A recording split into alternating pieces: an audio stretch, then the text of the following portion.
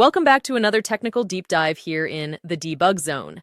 Today we're tackling a big question and breaking it down with insights from other users. Hopefully this clears up some misconceptions and helps you get the answer you need. So buckle up, stay a little curious, and let's jump right in.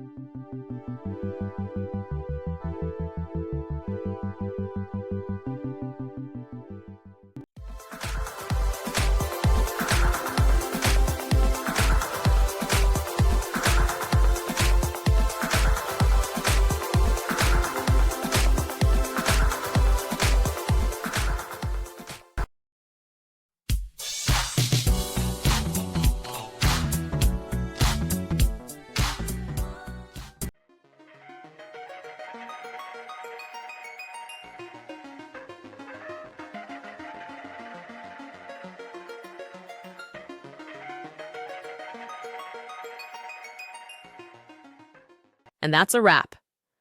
I hope you found the answer you were looking for. If you did, take a second to hit that subscribe button. It really helps out. And let me know in the comments which solution worked best for you. See you next time in the debug zone.